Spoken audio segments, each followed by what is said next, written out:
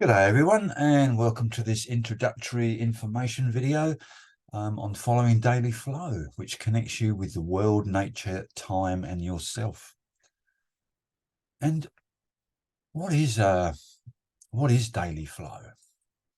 So if we just look at this diagram here on to the side here, you can see that we've got these. If anyone doesn't know about I Ching, these are called hexagrams, but we've got these shapes going all the way around this circle. And these abbreviations, rah, rah, rah, and also time spans, also water, wood, fire, earth, so elements, seasons. So daily flow is following in time. So this particular space here, 11 p.m. to 1 a.m., is also the month of December in the northern hemisphere and June in the southern hemisphere, and all that's explained a bit later. But basically, following the daily flow is working with one line over a period of 5 days through the month to ascertain what the qualities of the tidal hexagram are in nature and in the world, and how they relate to time, and also how they relate to your own personal experiences, perceptions, and psychological responses to the world as you move through it. So really, we follow because, one, it aligns us with time. Time is an essential component in diagnosis. In fact, illness is a misdirection, you could say, within the system, or too much of one direction or not enough of one direction, creating imbalance and stagnation within the body. So in regards to physicality, diagnosis, time is essential. In regards to psychology, time is past. So time is connected to all things imbalanced within the mind. It supports us in observing changes in our environment. So, for example, spring, summer, autumn, winter, the seasons, very easy to notice. And we do this through, say, the 12 months, which then connects to the 12 meridians, which then connects to the 12 branches, which then connects to the 12 tidal hexagrams. And then this beautiful little map here by Heinrich Fluhoff.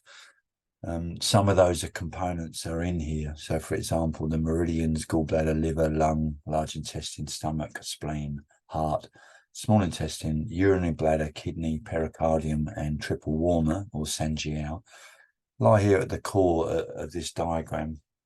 And then these might be the names of the months. I'm not very good with Chinese.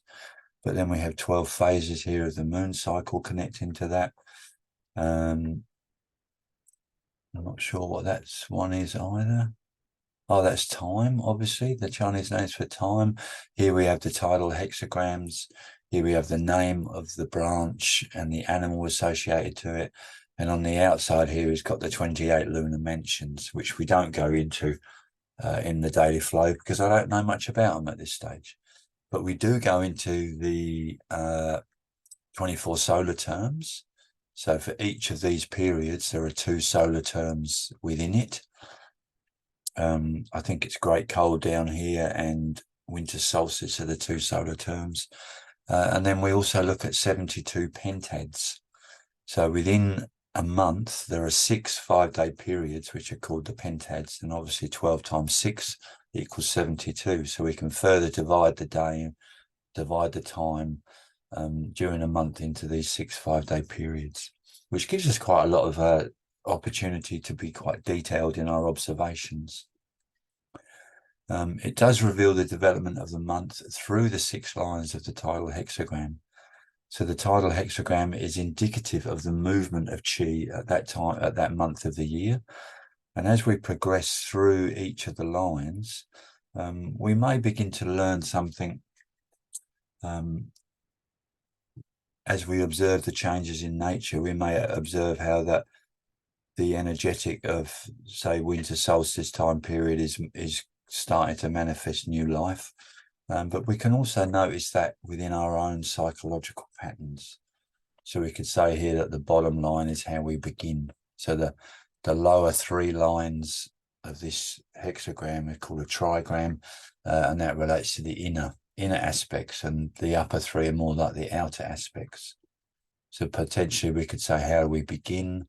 What keeps us balanced here in the center, and what our desires reveal, because this is the completion, the third line of the initial movement in the first line. How we interact with the world with that, how we receive what is given to us from the world.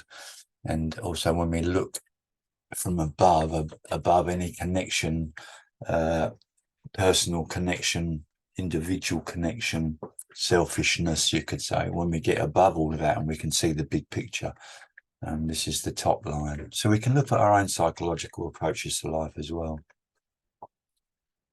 We can look in the correspondences in the body with time. So the first line relates to the feet, second thighs, the lower burner or the lower abdominal, lower back, middle burner, upper burner, arms, and the head. So the 6 lines can relate to different body parts as well. And this can also change. We can have the bottom 2 lines as the lower burner, middle 2 is the middle burner, top 2 is the upper burner, bottom 2 is earth, middle 2 is man, top 2 is heaven. So there's a variety of ways that we can look at hexagrams. And we can also look at the new moons, the beginning on the first line, full moons the third and fourth, and new moon again when we get to the 6th. So again, different patterns. And perhaps one of the most wonderful things is following the daily flow is it will open you to the wisdom of the I Ching. And as the I Ching is one of the classics in Chinese medicine, all the classics are very important in the study of Chinese medicine if one needs to move beneath the obvious liver qi stagnation, so to speak, type diagnostic symptomology into one that understands it's maybe a problem with the male branch, or it's might be a problem with its opposite side, the kidney. Lots of different things we can actually discover in this study. So let's go into intro into terminology then. So we'll look at some tools that I'm giving you to support action, how the I Ching unfolds, the vertical axis of Zi and Wu. So this 11 to 1 midnight, midday, heart, gallbladder, and also the trigrams of Qian, Kun, Kan, and Li, and how that relates to prenatal and postnatal essence.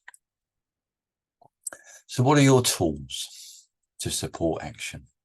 Well, the first one is 5 sources. So here's, in the previous video, I gave you these 4 books and an app on my phone as the example of 5 sources. You can look up Leggy on the Google, get to there, and they'll probably have 5 or 6 different sources within the one page. And I think different sources are useful because they give different perspectives. But bearing in mind that nearly all of it is a regurgitation or a repetition of information that's put in a slightly different way, so probably to avoid copyright, but also down to a person's individual perceptions. But they do give a variety of information, and let's go to the next one. So we've got 5 sources. We've got symbols, names, and correspondences. So when you've got a date corresponds to the Yao line. So within the charts that I'll show you in the next slide, we've got dates for each line.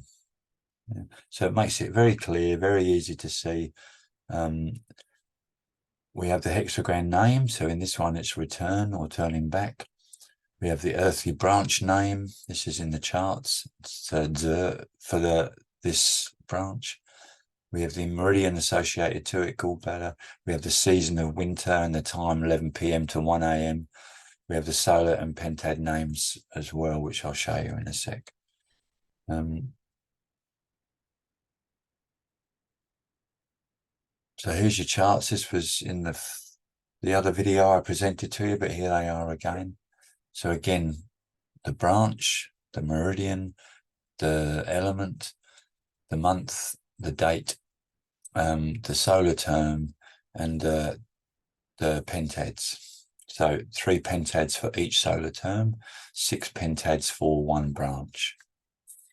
And that gives you all. So if you're in the northern hemisphere, we're just about to go, we're on the 11th of December now, so we're at the end of this first line.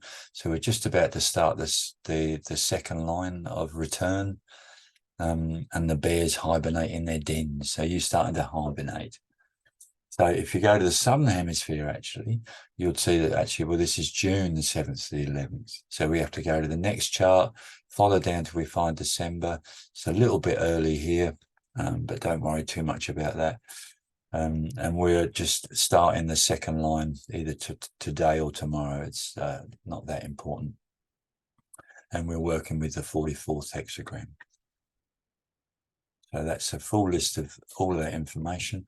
And then what I've done is just made a chart up for you here on the 12 tidal hexagrams. If anyone doesn't know anything about them, we're going to look at in a moment at the straight line means yang, the dotted or broken line means yin.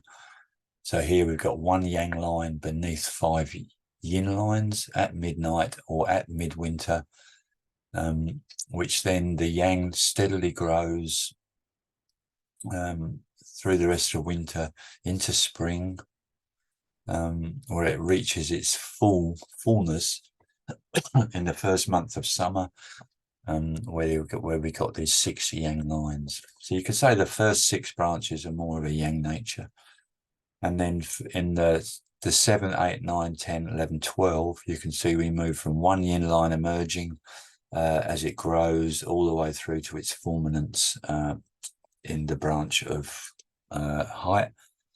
And I haven't given you the branch names there, I don't think, but that's Sanjiao 9 to 11 p.m. So that's just another correspondence information. So let's look at the I Ching.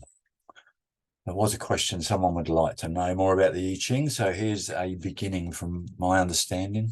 I am a novice in this area, so some of it may be accurate, some of it may be incorrect, but just if anyone that knows that I give incorrect information, please share. Okay, so this is Fushi's gua. A gua is actually means to hang on, hang things on. So it's something that you can hang on correspondences or symbols to each hexagram, to each trigram shape, or to each gua shape, so that you can gain understanding. So this is called the pre-heaven sequence. There is King Wen's gua, which the whole I Ching book is based on, which is the post-heaven sequence. But we could say the pre-heaven is more related to the form or the blueprint, and the postnatal is more related to the function and how things change. Sun Si Miao said, if you do not know the changes, you cannot call yourself a physician. Which is a pretty big statement, isn't it? So in other words, if you don't know about the I Ching, don't call yourself a Chinese medical doctor. And Confucius wished, after many, many years of study, that he had another 50 years to study the changes. So he obviously thought there was quite a bit of info to gain.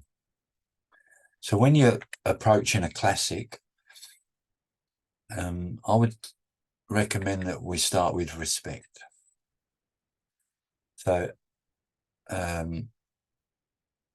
classics are by their nature timeless, in that they pertain to any time period, so they don't have to be corrected or changed or updated. They just exist in their fullness, in their completeness, for us to probe into. So when we start with respect for that, there's an openness that comes with that.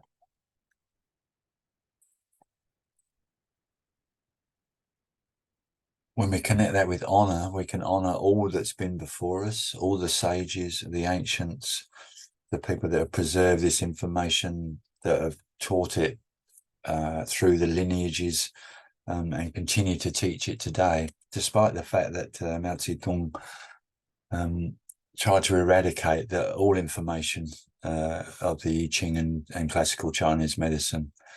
So it is a wonder and a testimony to the value of classical Chinese medicine that it is emerging the way it is in today's world. We need to trust that as we read, as we observe, as we contemplate, the insight is going to come to us. Because if we're impatient, then nothing really comes. So we have to do the study, recognize that we probably don't know much about what we're learning at all. Come up with questions if you can. Questions are a great way. Like if we just go back to that, where was it? This one, for example. How do I begin? Is an interesting question to ask when you're doing the bottom line of a hexagram. Or how do I approach? What keeps me balanced? What was my desire to a situation that's emerging in your life at the moment? So that when we ask questions, the way that we ask questions guarantees the types of answers that we're going to get.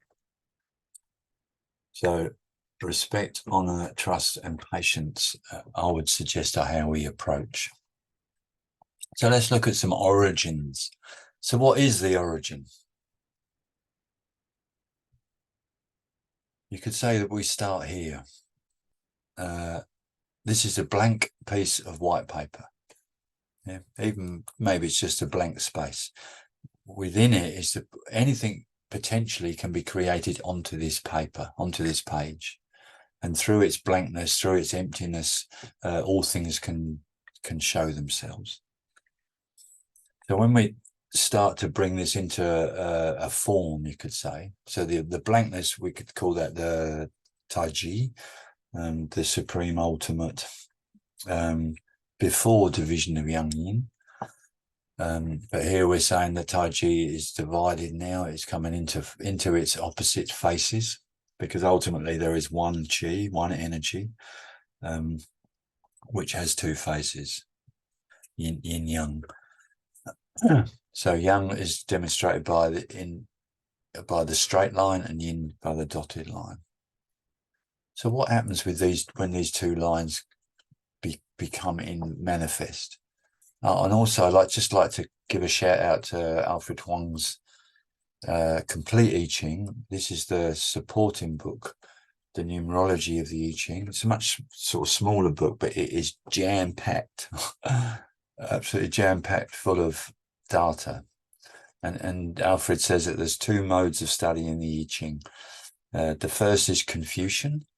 That's where you pay attention to the text within each hexagram, and see if you can follow the moral principles of the text. The Taoist side of it, which Sheng Nong was back in the 1100s, I think, was really in the school of number, number and symbols within China. Put a lot of this information out. But basically the Taoist side of it is the science, the connecting numerical associations of all the systems within the I Ching, and a lot of them are in this book. So it's definitely worth getting. I don't think it's very expensive, maybe $35 or something like that. But anyway, so Alfred, what he says, in the origin and development of the 8 primary gua, on page 2, he said that when the yang interacts with the yang, yeah, you get 2 straight lines. If the yin interacts with the yang, we get a yin on top of a yang. If the yang interacts with the yin, we get a yang on top of the yin, and yin interacts with the yin, we get the 2 yins. So from 2, we get these 4 primary symbols, which have been called greater yang, lesser yin, greater yin. And I'm Still unsure about those terms, what they actually mean. I don't think that they relate to the 4 of the 6 conformations. But I'll just leave that for now. So when we get 4, what happens then is when yang and yin interact with the 4 primary symbols, the 8 gua are produced. So when yang energy interacts with greater yang energy, we can put a yang line on the top, symbolized by this black line over here. When the yin energy interacts with greater yang energy, we put a dotted line. So we can see that from these 2 shapes here, the duogram of greater yang, we get this trigram, which is Chien heaven, and this trigram, Jue lake. And it's the same for all of these 4. We end up getting a yin and yang quality from each of these 4 primary symbols, which of course gives us 8 trigrams, or 8 gua. And they are named Chien heaven, Jue lake, Li fire, Jun thunder, Shun wind, Calm water, Gun mountain, and Kun earth. So when you put those in a circular fashion, you had the Fushi Gua. And the thing about the Fushi Gua is that the hexagrams are read from, or the trigrams, sorry, are read from the inside outwards. So we can see down here, for example, when you read it from the inside out, the bottom line is yang, and then we have 2 yin lines on top. But we can also see that this very simple, well, it's the same as this except inverted. So I'm not sure. No, I think we'll come to that in a moment. I'll show you the difference with King Wen and Fuxi. But basically, so we got this from the inside outwards. So here we got the arms here connecting to Jue Lake, Shun Wind, legs connected to mountain and thunder, the middle, Jiao connected to fire and water, and the vertical axis, head and perineal area, you could say, or feet, is heaven and earth. The numbering system goes 1, 2, 3, 4, comes across 5, 6, 7, 8. So if we just go on to the creation of these, and so we've got heaven, Chien, and earth, Kun. Heaven can be related to father. It's also yang metal, although that's another story. But and the Kun earth is related to mother. So the Tao of Kun creates daughters, and the Tao of Chien creates sons.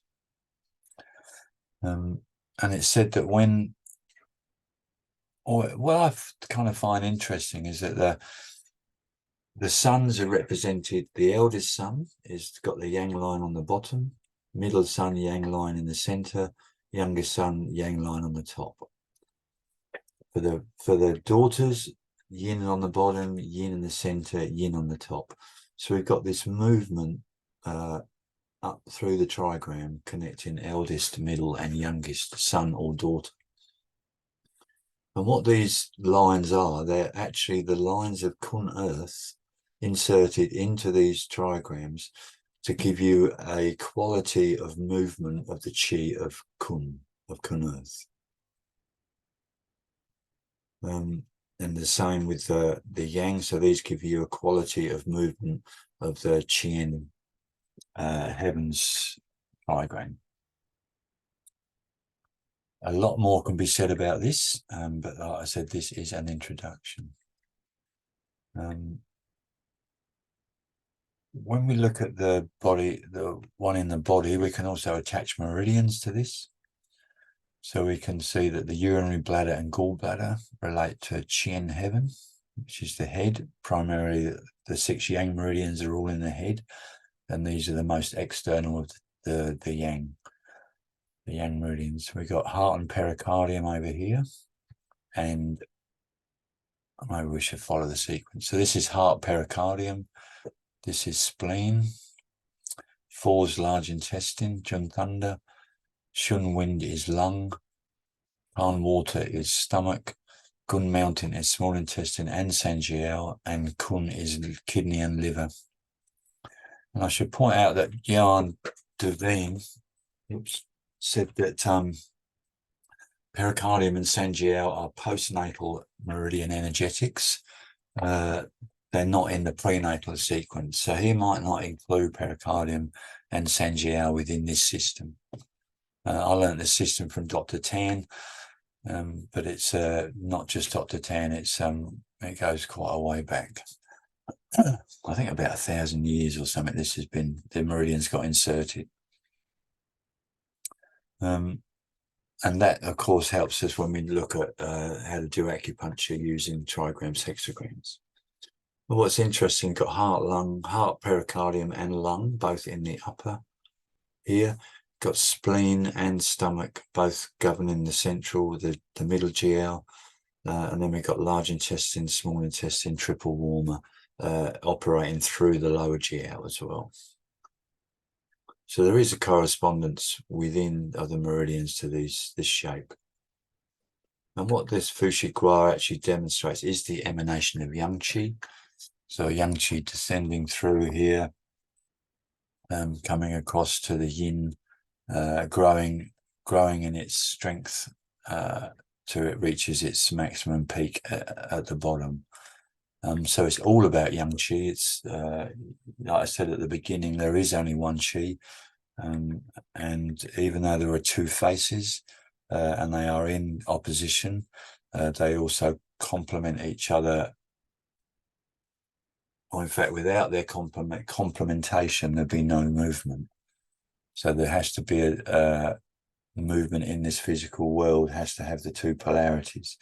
But ultimately, it comes down to what is Yang Qi doing. All right, that's the end of that one. Let's have a look at now Qian Kun. So heaven and earth, pre-heaven, and Kan or Li, fire, and Kan, water, as post-heaven energies. So what I put in here, okay. So here's Fushi. Like I said, we read it from the inside out. And here's King Wen, and we read that from the outside in. So if we look at this bottom left one here, we can see yin line, yang line, which is the same here, yin, yin, yang. But because we read this one inside out, this is Jung Thunder. And because we read this one outside in, it's Gun Mountain. And just be a bit careful, because there are loads and loads of images of Bagua with the trigrams in the opposite direction. Not opposite direction, opposite polarity. So just make sure that you understand that Gun Mountain's down here in King Wen, Jung Thunder, Shun Wind, Fire, Kun Earth, Jue Lake, Qian Heaven, Calm Water. And what we're going to go into in a moment is a discourse by Ching Chinan, who was the originator of the Fire Spirit School. This is a book you can get from Yaron Seidman as an ebook. It's a wonderful book, especially if you're into herbal medicine. It's crucial reading. But we're going to talk about how heaven and earth move to fire and water. How the qualities of the heaven and earth in the prenatal essence, how these two qualities step aside to take almost like a subservient role.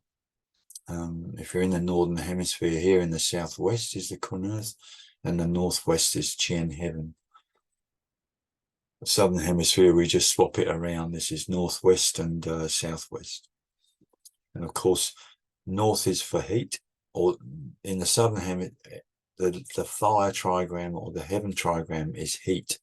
So whatever hemisphere you're in, whether you travel south or north to find the warmth, that's what goes at the top of your bagua.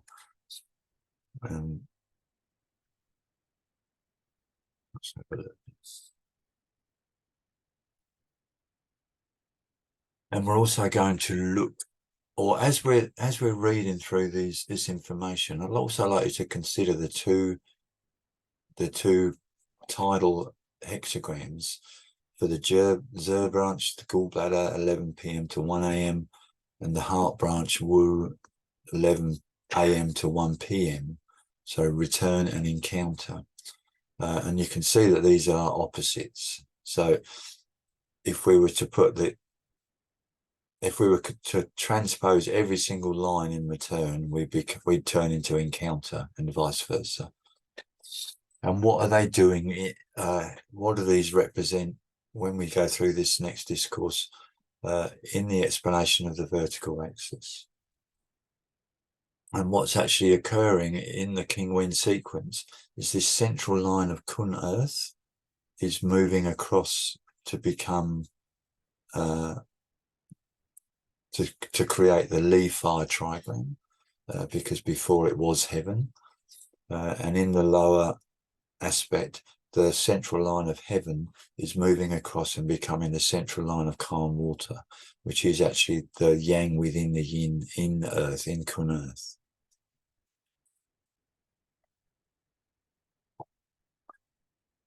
And just also, and when we look at the gallbladder organ system,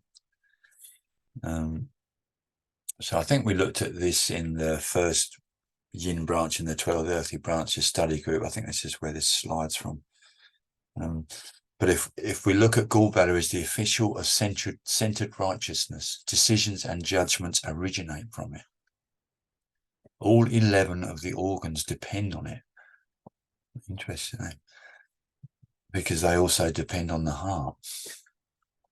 The gallbladder is upright, just, incorruptible, and intelligent. It's an extraordinary fu, so it's an extraordinary organ.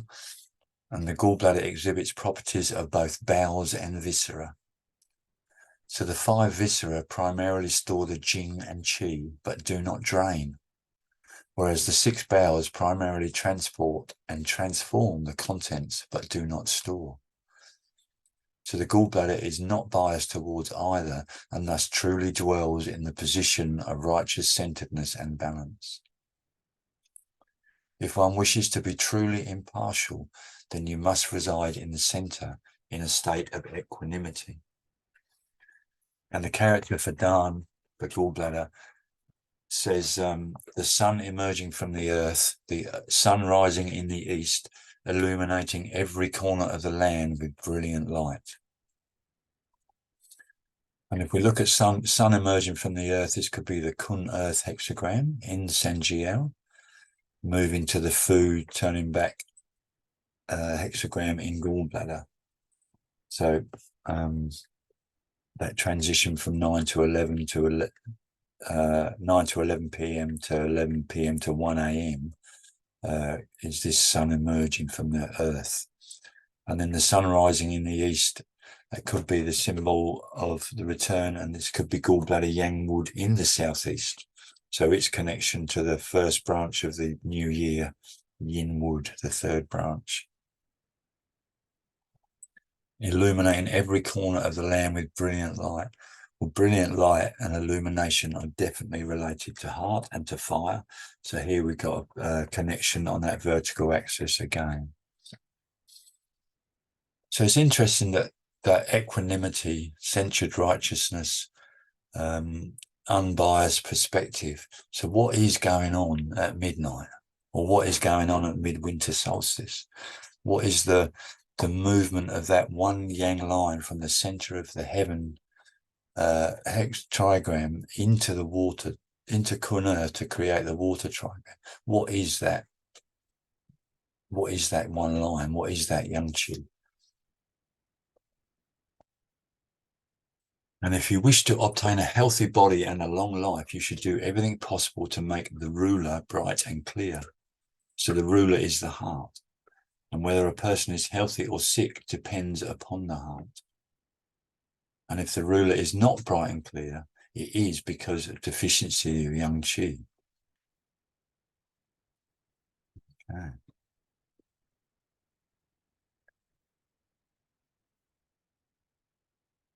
The Jen Qinang's discourse on calm water and Qian heaven. I think I'm just going to pause this here, and we'll make a separate video of this, just in case Yaron's not too keen on this being distributed. So I'll do a separate one and we'll post this up. So for now, anyway, I hope that gave you some insights. I will just quickly skip through the... Oops. Good. I just wanted to give you a link to this.